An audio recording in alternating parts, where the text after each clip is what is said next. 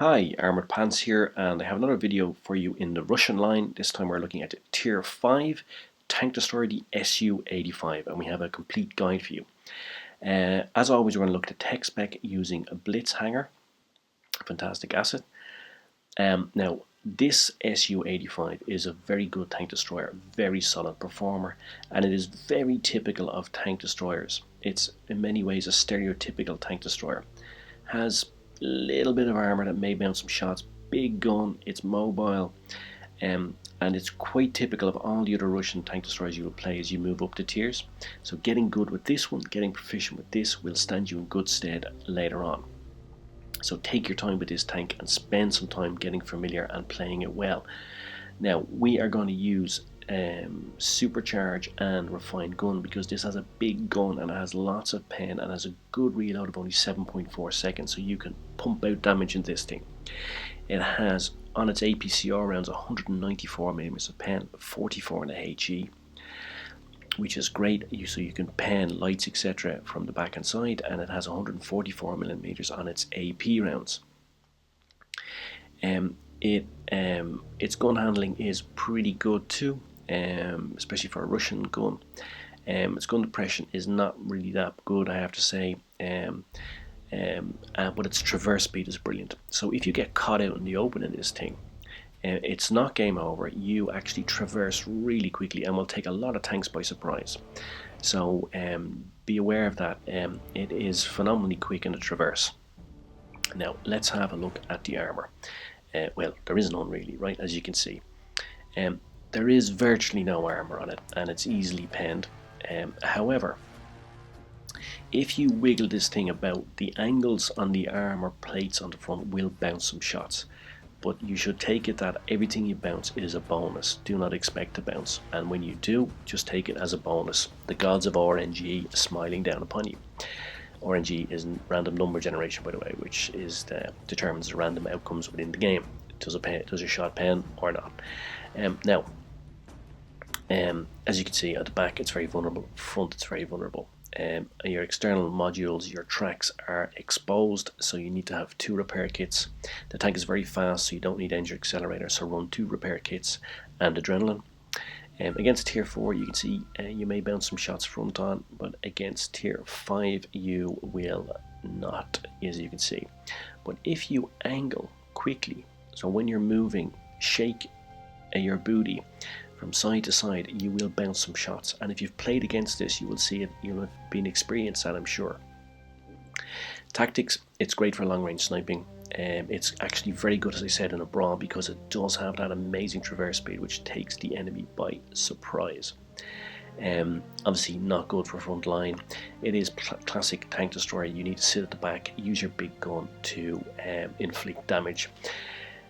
By the way, if you have not already looked at the tank destroyer guide, the beginner's guide to tank destroyers that I have on channel, please do, because it has all the basics of tank destroyers. Now, you've probably played the Su-85B before playing this, so I hope you've watched that video. If you haven't, please go find it on channel and watch it, because it's important that you know how to play tank destroyers, the basics, the fundamentals, because it is a difficult type of tank to play. Perhaps the most difficult because you cannot really influence the game as much as you can in other tanks. Now, I'm going for a classic tank destroyer spot here, but I do need my allies to spot for me. So what I'm doing is I'm popping up onto this hill here. I want to sit at the back, and I hope that my allies will spot up the enemy and I can put some rounds into them. Unfortunately, as you can see from the minimap, my allies have not moved forward. I actually don't really know what they're doing, even though I told them to go. Although firstly I said ho, but I hope they weren't thinking I was insulting them. But I asked them to go, but thankfully one of them has popped up onto the hill, the T-34 here, and let's see if he can spot some enemy tanks for me. He spotted up the A-20, and this is why what you saw there is a perfect example of why you need your allies to work with you when you're in tank destroyer, regardless of what tier you're in. If they do not work with you, if they're not spotting targets for you, there isn't really much you can do, because generally if you go out in the open in a tank destroyer, you're usually lacking something. A turret in the case of this tank, armour also in the case of this tank, and sometimes both. and you will really suffer. So therefore you need your allies to help you. Now you can see the limitations of a TD. When the team is not really supporting, not spotting up targets, I cannot do anything from this very good tank destroyer position. I have to move. There are no shots on for me. So I can stay where I am and do nothing for the game and maybe end up with a 0 score, or I have to move. And thankfully this tank destroyer is quite fast, so I can move. So I'm moving up now. I'm going to go to the back of the map again to see if I can get some shots. Now we've lost a T-34, but there wasn't really anything I could do to support him because he was up there against 3 or 4 targets and I could not get any shots on. Now I've come in here, I'm going to put another round into him, and now I go beyond them. Why? Because I don't have a turret, so I need to go beyond them, pull around and get the kill. Now I'm going to back down the hill and I'm moving back down because I don't want to get smashed from those guys who I believe are going to flank us now. So I'm going to push on using the hill for cover on my right hand side, keeping my vulnerable back and my vulnerable sides protected, and I'm moving away from those enemy tanks.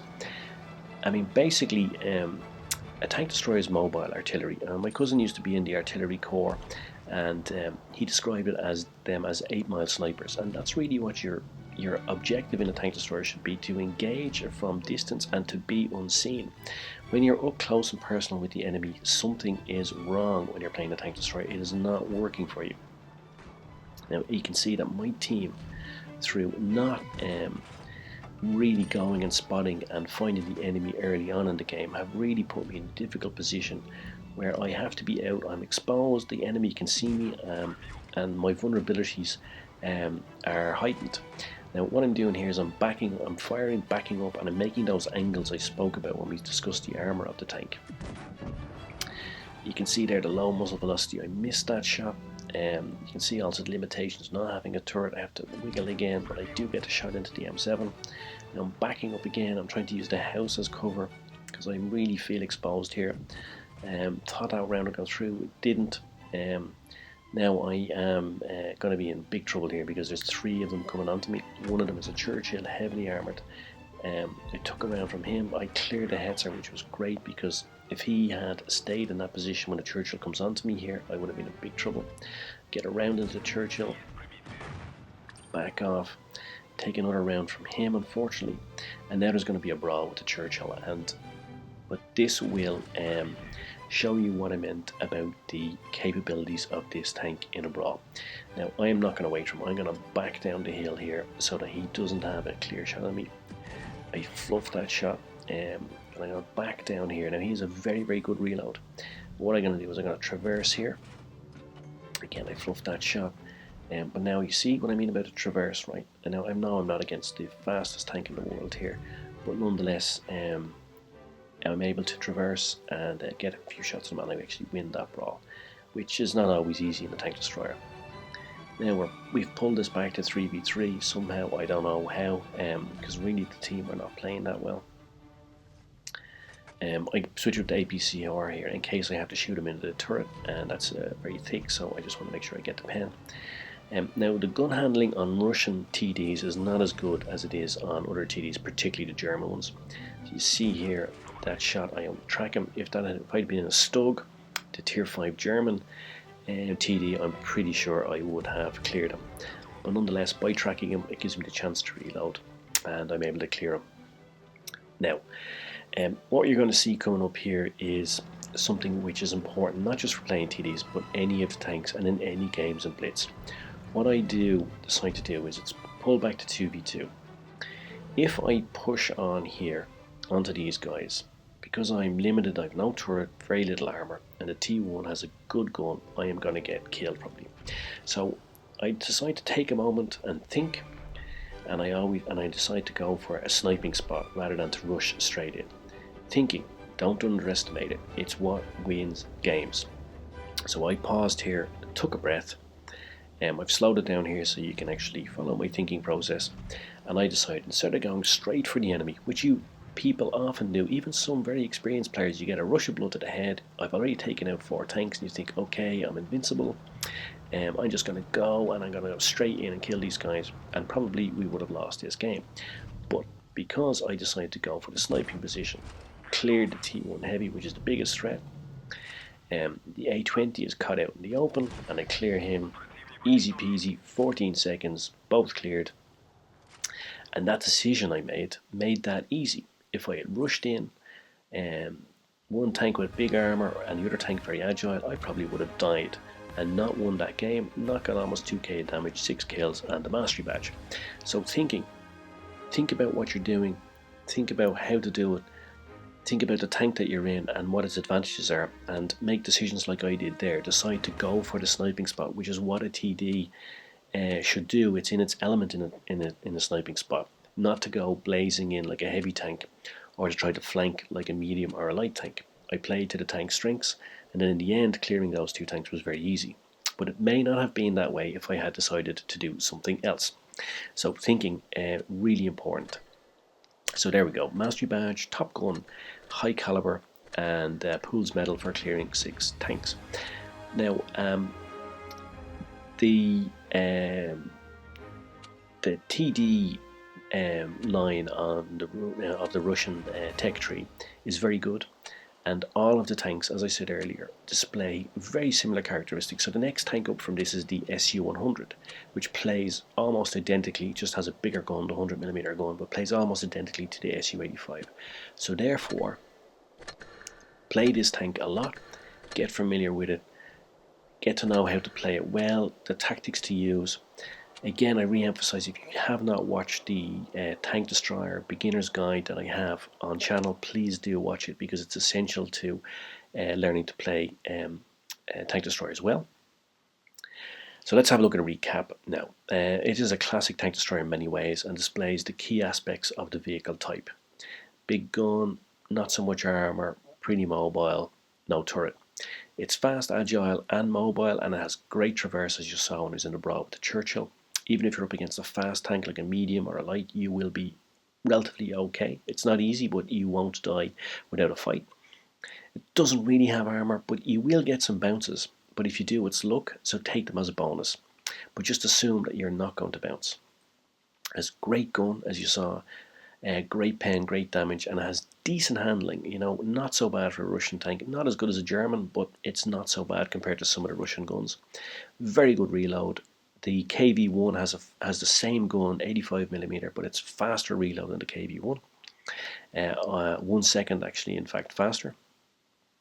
And it really is an excellent TD, and it's a great training vehicle for TD play. So I definitely recommend that you spend some time in this tank if you want to go up to TD line. Get good in this. Again, I can't emphasize enough, if you haven't already, please watch the TD guide on channel, because it's really important for getting all the essentials of playing this type of tank, making sure you do the right thing and you play the tanks well and that you enjoy playing them. Okay, thanks for watching. I hope you enjoyed it. Cheers, Mush. Take care. Talk to you soon. Pants out.